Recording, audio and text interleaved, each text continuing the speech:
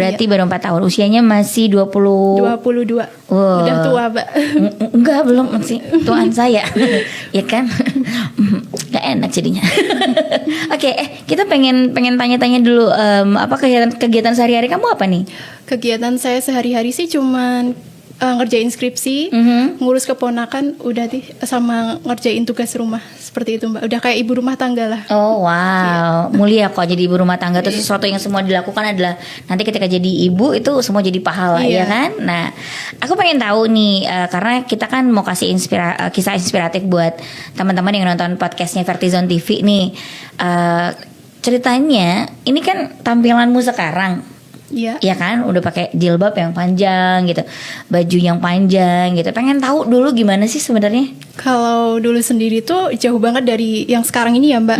Dulu tuh boro-boro pakai jilbab, Mbak. Pakai jilbab aja nggak pernah, dan itu pakai jilbab itu bagi saya tuh dulu adalah suatu beban. Iuh gitu. Iya. Karena kalau saya nggak tampil yang terbuka dan tampil ya seperti itu, saya merasa tidak pede dan saya merasa wah nggak banget sih kalau pakai jilbab gitu. Terus jadi bajunya apa tuh?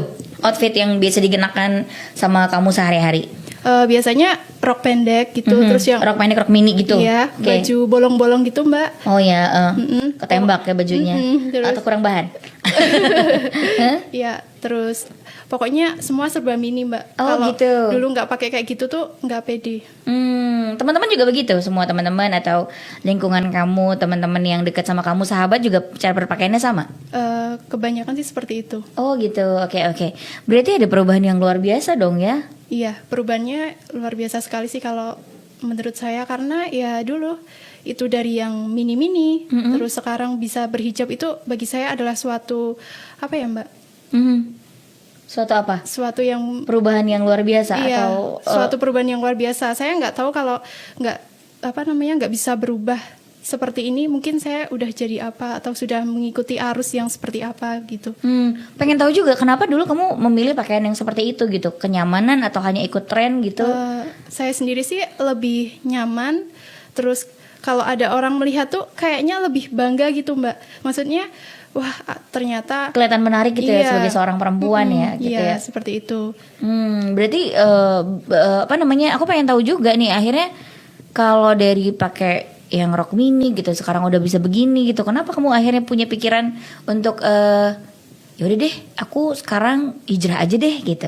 Karena kan setiap orang punya titik tertentu yang akhirnya dia turn around gitu kan ya. Nah itu kenapa kalau buat kamu? Kalau itu suatu malam tuh saya kan semuanya udah pada tidur, saya cuma kan lampunya mati gitu ya Mbak. Terus kan udah dapat dari nasihat dari beberapa orang itu, saya merasa ya Allah, hidup kok gini-gini aja, berangkat sekolah, terus habis itu pelajaran, pulang lagi, pokoknya udah bangun tidur tanpa melakukan aktivitas peribadahan, dan kayaknya hati tuh kosong banget Mbak. Sholat juga enggak? Enggak pernah itu. Bagus. Iya. Bahkan ya suatu ketika itu saya merasa kok ya Allah, suatu saat apabila nanti saya dipanggil sama Allah, padahal saya masih dalam keadaan seperti ini, saya bagaimana? Padahal saya di alam kubur itu saya sendirian. Keluarga saya mungkin cuma menghantarkan ke pintu ke liang lahat. Setelah itu saya sendiri. Nah, dari situ saya merasa takut sekali, Mbak. Itu usia kamu berapa? Itu 2018, sekarang 22. Berarti 20 tahun. Tiba-tiba ada pemikiran yang seperti itu. Iya. Itu biasanya dialamin sama orang-orang yang sudah usianya matang kan ya, tentang kematian, tentang aku kenapa begini aja, itu biasanya dipikirin sama orang-orang yang umurnya udah sekitar ya mau 40 lah gitu kan, karena banyak ya orang yang ngerasa kayak insafnya nanti aja gitu. Iya. Nah itu, tapi kamu itu cuman kepikiran aja malam itu, atau ada sesuatu yang kamu lihat duluan sebelumnya, misalnya nonton TV kah gitu, nonton kisah azab gitu mungkin, sinetron itu, atau habis baca buku, atau kenapa itu? Itu sih dari tetangga sendiri kan, dia maksudnya beberapa hari itu dia masih hidup Mbak, dan dia masih bisa melakukan sesuatu yang buruk kepada seseorang. Nah, ternyata beberapa hari setelah itu dia tuh meninggal Mbak. Nah, dari situ saya berpikir kalau saya ada di posisi seperti itu, padahal saya masih dalam keadaan dosa, saya bagaimana? Seperti itu saya berpikir seperti itu. Iya, dari lingkungan sendiri ya, berarti inspirasinya ya, karena memang Ya tapi kalau emang Allah nggak kasih apa namanya hidayah, mungkin kamu juga nggak akan kepikiran aku bisa mati kapan aja gitu, mungkin nggak kepikiran ya. Akhirnya apa yang kamu lakuin ketika itu? Nangis, sholat, terus saya berdoa sama Allah, kalau memang saya masih diberi waktu untuk berubah, saya berjanji akan berubah seperti itu, Mbak. Terus hijrah kan butuh proses nih, dan butuh belajar, apalagi untuk kamu yang mungkin dulu sholatnya jarang, berarti juga belajar agama juga tidak terlalu mendekatkan ke situ ya, gitu ya. Itu akhirnya cari guru kah, atau cari temen, atau cari literasi lebih banyak, atau gimana tuh? Jadi kan awal hijrah saya ini tuh dimulai dari saya mengenal temennya adik saya. Nah, beliau tuh punya komunitas namanya Rindu Hijrah. Rindu Hijrah. Iya. Jadi awalnya saya cuman masuk aja, Mbak. Masuk di situ cuman iseng aja gitu kan. Terus tiba-tiba saya ngechat adminnya gitu, tanya-tanya tentang agama Islam itu seperti apa, terus cara berpakaian, pokoknya tentang Islam yang mendalam. Nah, saya itu awalnya ya cuman main-main aja, Mbak, cuma tanya-tanya aja itu loh, Mbak. Tapi setelah saya perdalam kok ternyata malah sampai mengetuk hati saya itu, Mbak, sampai saya suatu malam itu. Nah, terus dari situ ya udah. Oh, jadi memang udah ada movement sebelum malam itu ya? Iya. Terus saya mencoba untuk berubah menjadi lebih baik. Ya mungkin berubahnya itu nggak langsung jelek gitu ya, Mbak. Stepnya gimana tuh? Yes. Dari baju mini kan, gitu, baju bolong-bolong. Terus akhirnya gimana? Ya, saya pakai celana panjang dulu. Terus pakai jilbabnya masih ditali-tali gitu, Mbak. Oh iya.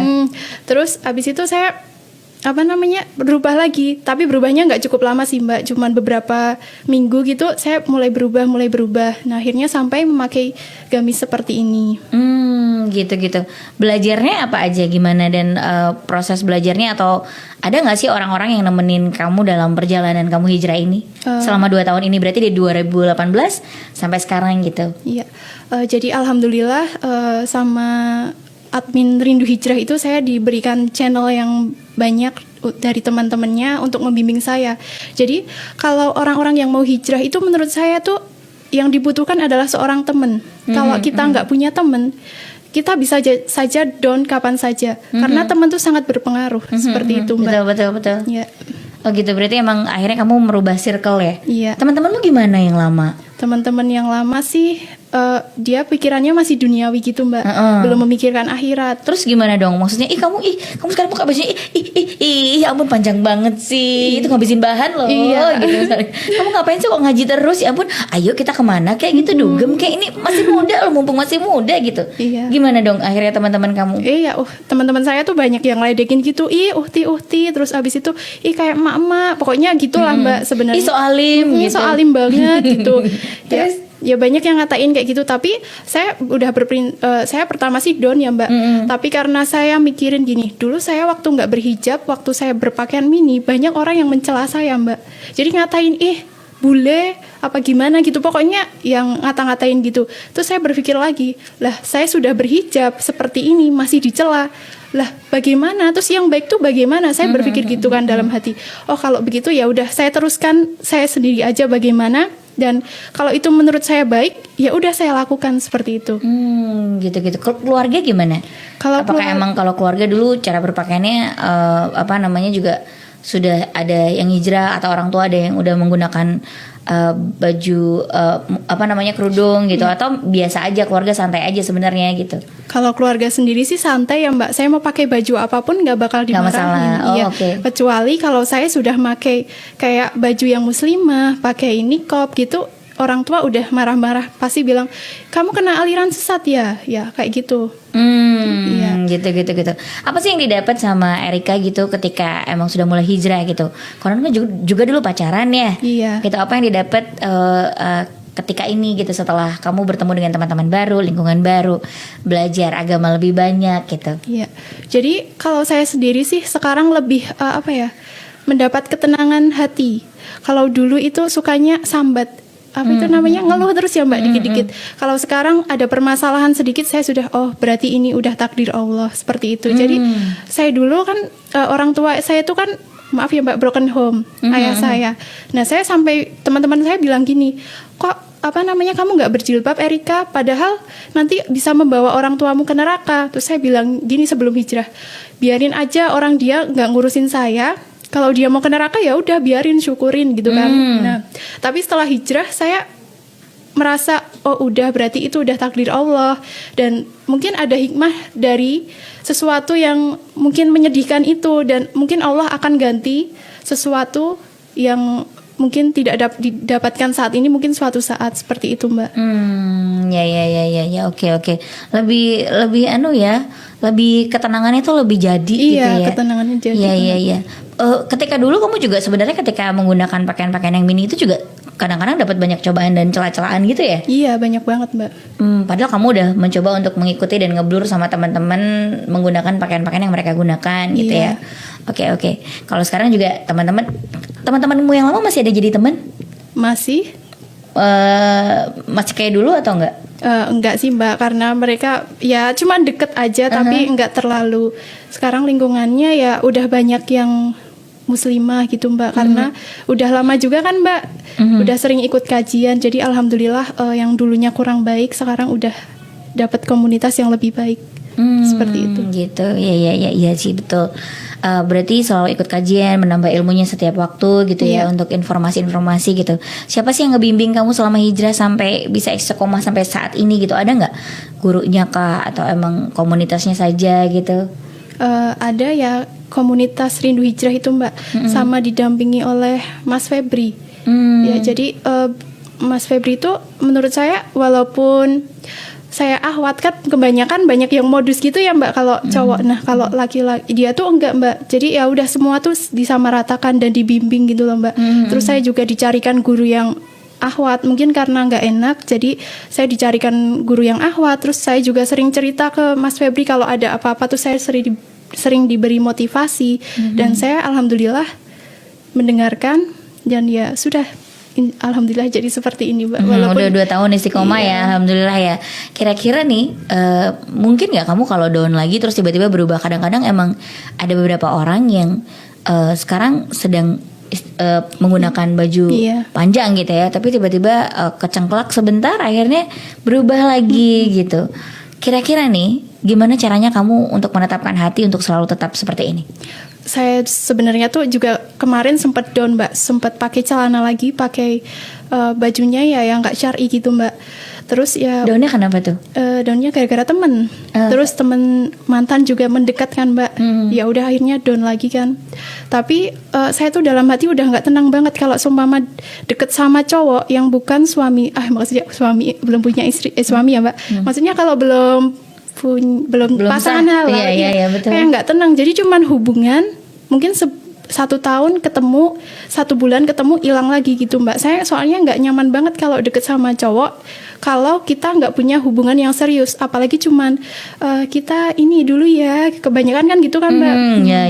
Saya nggak nyaman banget. Nah, gara-gara itu juga makanya hijrah saya down kemarin, Mbak. Tapi saya tetap pertamanya sih lihat orang-orang di maksudnya lihat orang-orang itu nggak pakai jilbab gitu ya, Mbak. Wah, cantik banget, ya ampun, rambutnya bisa terurai seperti itu.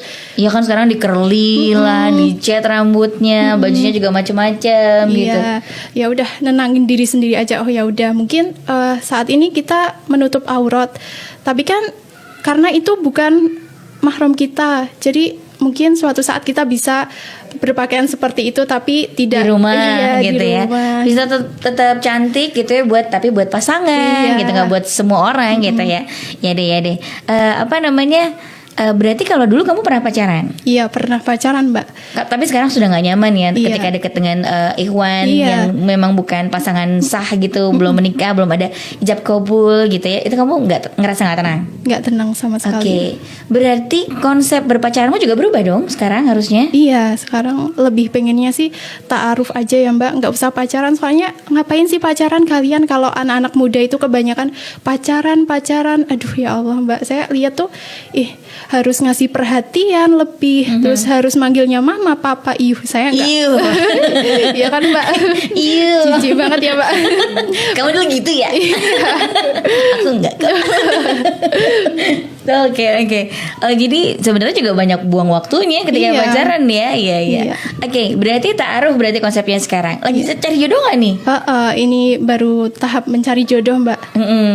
Buat teman-teman Vertizon TV podcast nih yang lagi nonton, kalau ingin ta'aruf dengan Erika boleh loh ya.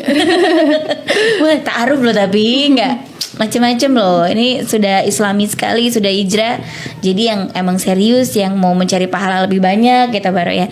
Aku pengen dong sebelum kita tutup podcastnya gitu, kita pengen aku pengen tahu gitu.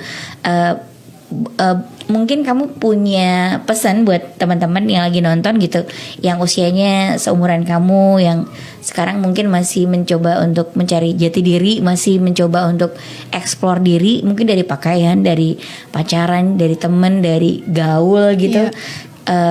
Boleh dong dikasih nasihat atau mungkin dikasih pesan deh buat teman-teman itu. Jadi bagi anak-anak yang masih muda, jangan sia-siakan waktu kalian untuk senang-senang aja, karena maut, kematian itu nggak bakal tahu kapan terjadi. Jadi bisa saja kita baru makan atau kita baru duduk kayak gini aja bisa aja mati ya, Mbak. Padahal kita belum punya bekal sama sekali. Terus kalian jangan gunain masa muda kalian tuh buat senang-senang kayak pacaran gitu. Terus nanti akhirnya kalian jadi Mbak, hamil di luar nikah. Kan banyak negatifnya ya, Mbak. Jadi lebih baik kalian isi dengan hal-hal yang positif, karena menurut saya hal-hal yang negatif yang dilakukan saat muda tuh sangat membuang-buang waktu. Dan nanti kalau kita sadari, oh ternyata iya ya, kenapa saya harus melakukan itu, seperti itu, Mbak. Nyeselnya belakangan. Iya. Nyesel itu selalu ada di belakang, Iya, selalu di bukan di depan ya. Kalau di depan namanya dikasih tahu. Oke, makasih Erika ya. Baik.